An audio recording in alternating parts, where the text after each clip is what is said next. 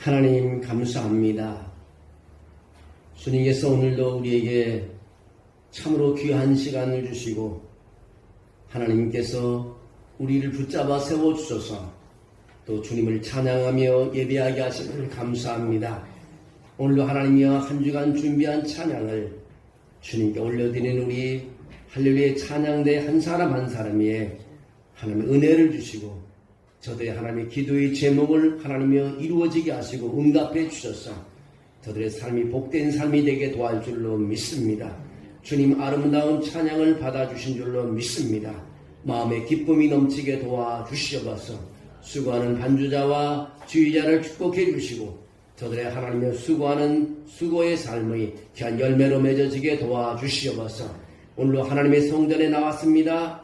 오늘 하나님 성전에 나와 머리 숙인 한 사람 한 사람에 오늘 은혜를 주시되 하늘문을 여시고 저들의 필요한 것을 공급해 주시고 마음의 기쁨이 있는 예배가 되게 도와주시옵소서.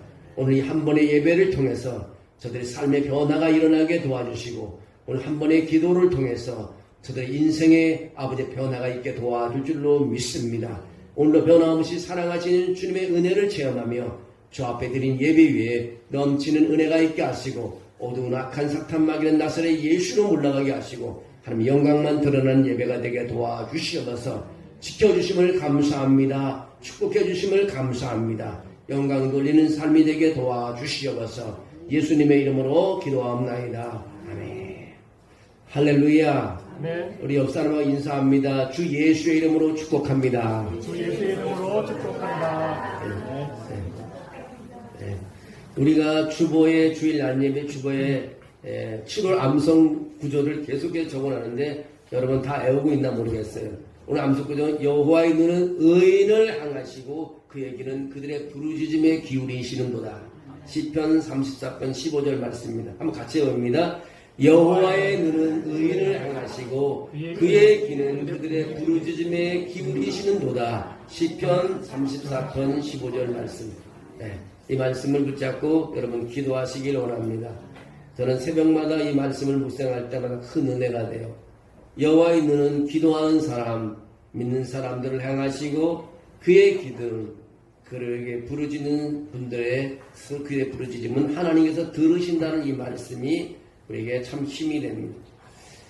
오늘은 하나님의 나라라는 제목으로 말씀을 전하겠습니다. 18세기 초 독일의 작센 지방에 있는 헤른후트라는 작은 마을에 종교 박해를 피해온 신앙인들이 모여 살고 있었습니다. 이들의 모임의 단체는 모라비안 형제단이라는 이름이었습니다. 여기에 지도자는 니콜라스 진센도르프라는 사람의 지도자 아래서 영적 지도 아래 많은 기도를 했습니다. 깊은 기도를 했습니다. 그리고 공동체 생활을 이어갔습니다. 1727년 헤르누트 공동체는 그들의 기도를 통해서 하나님의 기도를 들으시고 성령을 부어주셔서 모두가 성령의 충만함을 받게 됐습니다. 영적 부흥이 그 마을에 일어나게 됐습니다. 그들의 기도는 24시간 끊임없이 기도가 시작되었습니다. 그 기도의 열매로 그들은 전 세계를 향하여 선교하게 되겠습니다. 개신교 역사를 보면 최초로 해외 선교를 시작한 단체가 모라비안 형제단인 것입니다. 세계 선교 하나님께서 기도할 때 세계 선교로 그들을 이끌어서 많은 영혼을 구원하겠습니다. 그들은 독일을 벗어나서 덴마크형인 서인도 제도에 갔고 그 성령 충만한 사람들은 그린란드로 갔고 그 사람들은 아프리카로 갔고 남미로 갔고 인도로 가서 예수의 복음을 전하였습니다. 근데 1732년 두 명의 모라비안 청년이 아프리카의 노예에게도 복음을 전하는 것을 생각하고 자원해서 스스로 노예가 되어서 헌신적인 삶으로 많은 노예를 예수 믿게 했다는 것이 역사에 많은 감동을 주고 있습니다. 여러분 하나님 나라는 인간의 능력이 아닌 성령의 기름 부으심으로 순종한 한 사람에게 그 작은 공동체를 통해서 일어난다는 사실을 우리에게 가르쳐주고 있습니다. 여러분 기도와 헌신, 성령의 역사가 함께할 때 하나님 나라는 작게 출발하지만 더 크게 퍼져가는 것을 볼 수가 있습니다. 그래서 성경은 고린도전서 4장 20절에 그렇게 말합니다. 하나님 나라는 말에 있지 아니하고 오직 능력에 있음이라고 말하고 있습니다. 여러분, 첫째로 하나님 나라는 씨앗부터 시작합니다. 가장 작은 그런 씨앗부터 시작합니다. 예수님은 하나님 나라를 씨앗에 비유하고 있습니다. 씨는 작고 연약해 보입니다. 보잘것없이 보입니다. 그러나 그 안에 생명이 있습니다. 하나님의 나라도 그렇습니다. 처음에는 눈에 보이지 않고 미약하게 되지만, 아주 작게 시작하지만 그 안에 생명이 있으므로 자라기 시작합니다. 성경에도 그렇게 말합니다. 아들이 있는 자에게는 생명이 있다고 요한일상 5장 11절에서 12절에 말하고 있습니다. 그럼 하나님의 아들, 누굽니까? 예수 그리스도가 있는 자는 생명이 있다는 것입니다. 생명이 있으면 자라게 돼 있다는 것을 알려주고 있습니다. 중국의 대나무 이야기입니다. 중국의 한 종류의 대나무는 심은 후 5년 동안 땅 위에 아무것도 나지 않고 아무것도 보이지 않는다고 합니다. 매일 물을 주고 가꾸지만 전혀 변화가 보이지 않는다고 합니다. 그런 5년이 지나면 단 6주 안에 이 대나무는 15m까지 자라난다고 합니다. 왜 그럴까요? 그 시간 동안 뿌리를 깊게 넓게 내리고 있었기 때문인 것입니다. 하나님 나라도 이와 같습니다.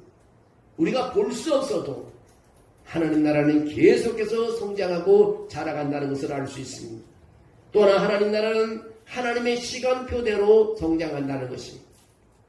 오늘 20節절에 그렇게 말하고 있습니다. 그가 밤낮 자고 깨고 하는 중에 씨가 나서 자라되 어떻게 그리 되었는지 알지 못하느니라고 말하고 있습니다. 농부는 씨를 뿌리지만요, 자라는 일은 그의 몫이 아닙니다. 여러분, 농부는 씨를 뿌리지만 자라나게 하는 것은 하나님의 영역인 것입니다. 하나님이 그 씨를 발아해서 싹이 나고 잎이 나고 줄기가 나게 하는 것입니다. 자라는 것은 하나님의 영역이라는 것입니다. 우리가 자녀를 위해 기도하고 복음을 전하고 말씀을 할 때 변화가 일어나는, 우리는 낙심할 필요 없습니다. 하나님께서 자라나게 하고 성장하게 해주기 때문인 것입니다. 하나님 나라는요, 하나님의 시간표대로 조용히 그리고 확실하게 자라납니다. 아프리카 한 선교사가 수년간 마을에 들어가서 복음을 전했습니다. 수년간 복음을 지르는데 한 명도 결실을 얻지 못했어요. 자기가 눈으로 보기에는 아무 열매가 없었습니다. 선교사는 수년간 복음을 전하는데 실망하고 그 자리를 떠나갔습니다. 30년 후에 그 마을의 한 목사가 수천 명에게 복음을 전하고 있었습니다. 그 목사는 선교사에게 성경을 받았던 이름 없는 소년이었습니다. 하나님 나라는 계속 자라가는 것입니다. 우리 눈에 보이지 않지만 하나님 나라는 멈추지 않는다는 사실인 것입니다.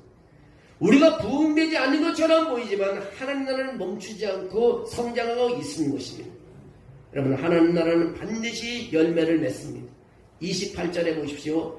땅이 스스로 열매를 맺되 처음에는 싹이요, 다음에는 이삭이요, 그 다음에는 이삭의 충실한 곡식이라고 말하고 있습니다. 하나님 나라는 순서대로 성장하는 나라인 것입니다. 성장해가는 과정이, 성장해가는 과정이 있습니다. 믿음의 여정도, 교회 성장도, 한 영혼의 변화도 과정이 있습니다. 씨앗이 땅에 떨어집니다. 그 다음 단계는 발화가 되는 것입니다. 그 다음 단계는 싹이 나기 시작하는 것입니다. 그 다음 단계는 줄기가 올라가게 되는, 그 다음 단계 이삭을 맺게 되었습니다. 이 과정이 있습니다. 중요한 것은 결국 열매를 맺는다는 것입니다. 생명이 있는 씨앗은 결국 열매를 맺는다는 것입니다. 여러분, 우리가 예수가 우리 안에 있으면, 내 안에 예수가 있으면 생명의 씨가 있는 것입니다. 우리는 자라고 있는 것입니다. 내가 아무것도 잘한 것이 없고 보이는 것이 없다 해도 나는 자라고 있는 것입니다. 결국 마지막은 열매를 맺게 되는 것입니다. 여러분, 탕자의 이야기를 잘 아시죠? 누가복음 15장에 있는 탕자에게는 어느 날 아버지에게 작은 아들이 말했습니다. 아버지, 재산이 많이 있지 않습니까? 내 몫을 주십시오. 이 말은요, 무슨 말이냐면, 아버지, 당신은 제게 죽은 사람과 같습니다. 사람이 죽어야 재산을 나누지 않았겠습니까? 그 아들은 아버지를 죽은 사람으로 취급한 겁니다. 아버지는 너무 가슴이 아팠어요. 그러나 아들이 재산을 달라 그러니 아들 재산을 나눠줬습니다. 아들은 먼 나라로 그 재산을 가지고 떠났습니다. 자신의 욕망과 자유를 따라 살았습니다. 술과 방탕, 허영과 쾌락 속에 그의 돈은 금세 바닥이 나버렸습니다. 마침 그 땅에 큰 흉년이 설상타장으로 들게 됐습니다. 그는 돼지를 치는 비참한 일을 하게 됐습니다. 그 많은 직업 중에서 돼지를 치는 일을 취직해서 하게 됐습니다. 심지어 돼지가 먹는 주연 열매도로 배울 채우고자 했으나 그것도 주는 자가 없습니다. 돼지가 먹는 것도 얻어먹지 못했습니다. 얼마나 비참한지 모릅니다. 그는 인생의 바닥을 경험하고 있습니다. 그는 스스로 그때 자신을 돌이키기 시작합니다. 여러분, 진정한 회복이 뭔지 아십니까? 자신의 실상을 깨달을 때 그 회복이 시작되는 것입니다. 자기 자신을 모르면 회복이 안 되는 것입니다. 아들은 그렇게 말합니다. 나는 아버지의 아들이 아닙니다. 그제야 그는 아버지 집이 생각나기 시작했습니다. 내 아버지에게는 품금도 배불리 먹는데 나는 여기서 굶어 죽는구나. 그는 결심했습니다. 아버지께 가서 죄를 구하고 품꾼으로라도 써달라고 얘기해야 되겠다. 그는 고개를 떨군 채 더러운 옷을 입고 아버지 집으로 돌아갑니다. 하지만 그를 기다리던 아버지는요, 아들이 멀리서 오는 것을 보고 달려가서 껴안고 입을 맞춥니다. 아들은 울면서 고백합니다. 아버지, 내가 하늘과 아버지께 죄를 지었습니다. 이제부터는 아버지의 아들이라 일컬음을 감당하지 못하겠습니다. 그러나 아버지는 말씀합니다. 아들에게, 나는 그 수위 사람들에게 좋은 옷을 아들에게 입히라고 말합니다. 반지를 끼우라고 말합니다. 송아지를 잡아 잔치를 벌이라고 합니다. 이 아들은 죽었다가 다시 살아났으며 잃었다가 다시 얻은 자라고 말합니다. 여러분, 누구든지 그리스도 안에 있으면 새로운 피조물이 되는 것입니다. 기다리는 아버지는요, 내가 너를 기다렸다고 말하고 있습니다. 이 이야기는 죄인의 회개의 중심이 아니라 더 깊은 핵심의 요점은 아버지의 사랑을 보여주고 있습니다. 아버지는 매일 동과 밖을 바라보면서 아들이 돌아오기를 기다렸습니다. 그리고 아들이 돌아왔을 때 정죄하지 않고 비난하지 않고 책망하지 않고 그저 뛰어나가 안아주고 회복시켜주고 잔치를 열었습니다. 그것이 하나님의 마음인 것입니다. 여러분, 에레미야 31장 3절에 그렇게 말합니다. 내가 너를 사랑하는 사랑으로 사랑하였고 인자함으로 너를 이끌었노라고 말합니다. 하나님은 우리가 실패하고 무너졌을 때도 돌아오기만을 기다리고 계십니다. 탕자의 회복은요, 하나님 아버지의 조건 없는 사랑과 용서를 가능케 했습니다.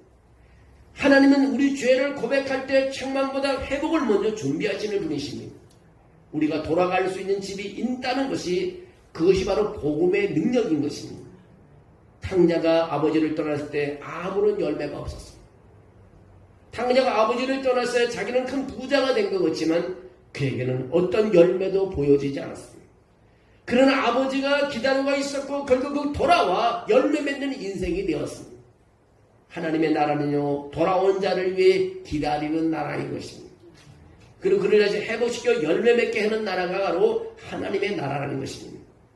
여러분, 하나님 나라는 멈추지 않습니다. 모두가 돌아오기를 원하는 것입니다. 세상의 죄지은 자도 돌아와서 하나님 품에 안기기를 원하는 것입니다.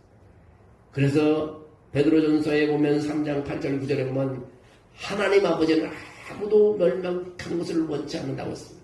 그래서 기다린다고 말합니다. 우리 하나님은 우리를 기다리고 있는 것입니다. 또한 하나님 나라는 추수의 날을 맞이하게 됩니다. 29절에 그렇게 말합니다. 열매가 익으면 곧 낫을 대나니 이는 추수 때가 이르렀음이라고 말하고 있습니다.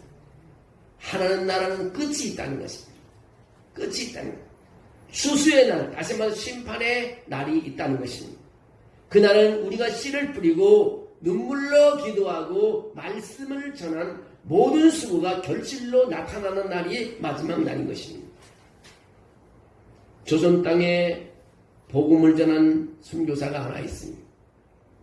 영국에 그렇게 크지 않은 조그만 교회예요. 우리 교회보다 조금 더 큰 교회인데 그 교회에서 한 선교사가 한국에 왔는데 그의 이름이 토마스 선교사라는 분입니다. 1866년 조선이 폐쇄된 나라임에도 불구하고 복음을 전하고자 제너럴 서먼 후 배를 타고 대동강으로 들어왔습니다. 배가 조선 간군과 충돌하면서 불에 타버렸습니다. 토마스 선교사는 그 물에서 나와서 그 간군들에게 붙잡혔는데 결국 1866년 9월 5일 평양의 대동강변에서 순교를 당했습니다. 그는 순교 직전에 자신이 소지하고 있던 성경을 꺼내어 그 간군들에게 주고 주변 사람에게 나눠줬습니다.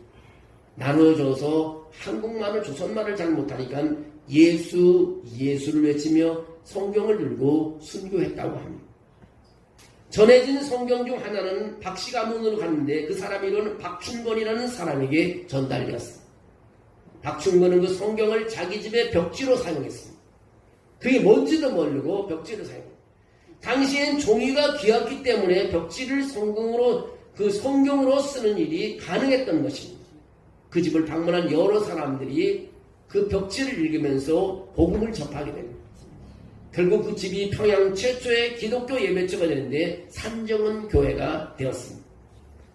이 작은 사건의 씨앗이 되어 훗날 1907년 평양 대붕운동의 토양이 되었습니다.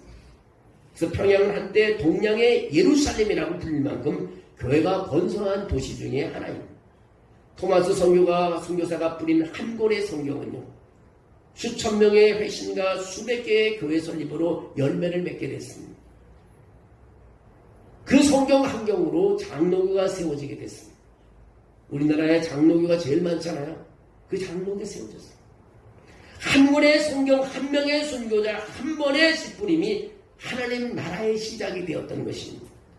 사람들은 토마스 선교사가 죽었다고 생각했지만 그가 남긴 성경은 살아있어서 자라고 하나님 나라를 계속해서 성장시켰습니다.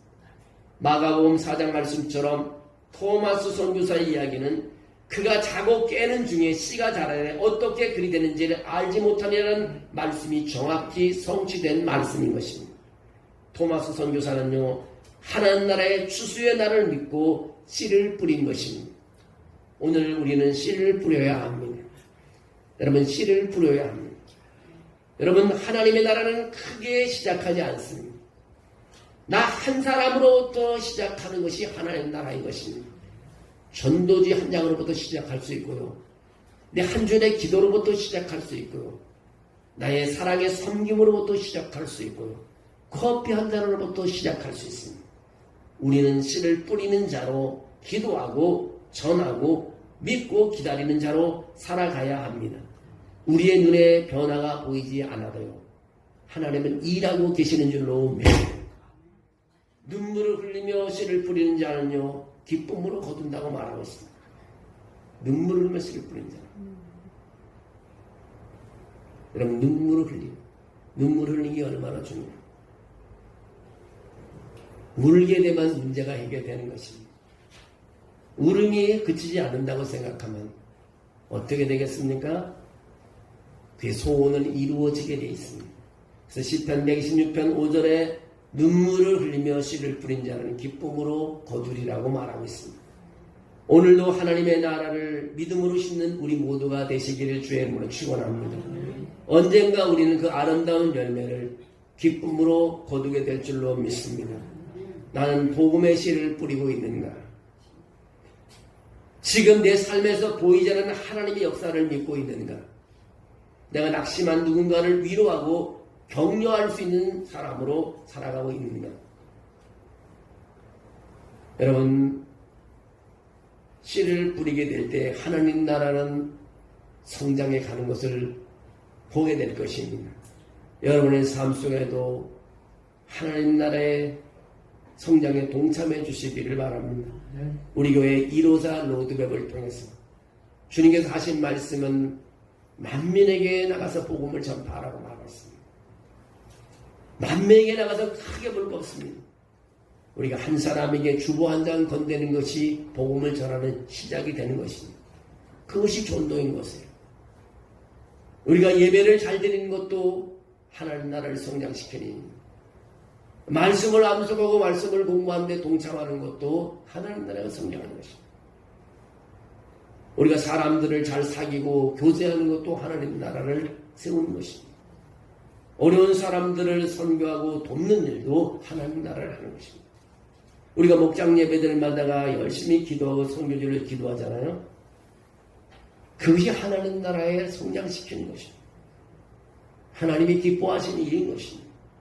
여러분도 오늘 하나님 나라가 성장되는 것을 보시기를 주의 이름으로 축원합니다. 하나님 눈에 보이지 않아도 하나님 나라는 자라고 있음을 믿습니다. 씨를 뿌리는 자로 살게 하시고 열매 맺는 삶이 되게 해 주시옵소서. 주님의 뜻이 하늘에서와 같이 내 삶에서도 이루어지게 해 주시옵소서. 하나님, 나의 삶 속에 하나님의 영광이 드러나길 원합니다. 하나님, 마태복음 6장 33절에 그 나라와 그 의를 위해서 구하면, 그리하면 이 모든 것을 너희에게 더하여 주시겠다고 했습니다. 하나님, 내가 복받기 위해서도, 하나님, 내가 잘되기 위해서도 하나님 나라는 성장해야 되겠습니다.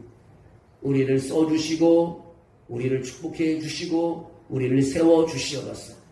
그리고 작은 씨앗을 던지는 우리의 믿음과 담대함이 있게 도와주시옵소서.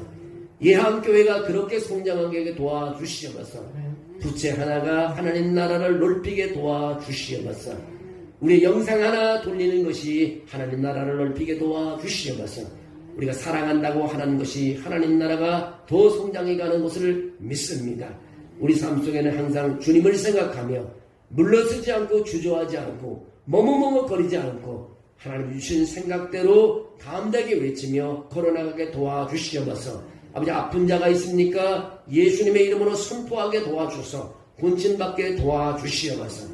우리 하나님 힘든 사람이 있습니까? 예수님의 이름으로 선포하며 일어나게 도와주시옵소서. 하나님, 안전뱅이도 금과 은은 내게 없거니와 나사렛 예수의 이름으로 걸으라고 베드로가 소리쳤을 때 그는 걸었습니다. 그 예수님의 이름의 선포로 말미암아 일어난 줄로 믿습니다. 가난합니까? 예수님의 이름으로 선포하게 도와주시옵소서. 병들었습니까? 예수님의 이름으로 선포하게 도와주시옵소서. 사람과의 문제와 갈등이 있습니까? 예수의 이름으로 선포하게 도와주시옵소서. 아버지 하나님, 경제적인 어려움이 있습니까? 예수의 이름으로 선포하게 도와주시옵소서. 풀리지 않는 문제가 있습니까? 예수님의 이름으로 선포하고 일어나 영광 돌리게 도와주시옵소서. 주께서 그렇게 우리를 잡아주시고 붙잡아주시고 승리케 해줄 줄로 믿사옵고 예수님의 이름으로 기도합나이다.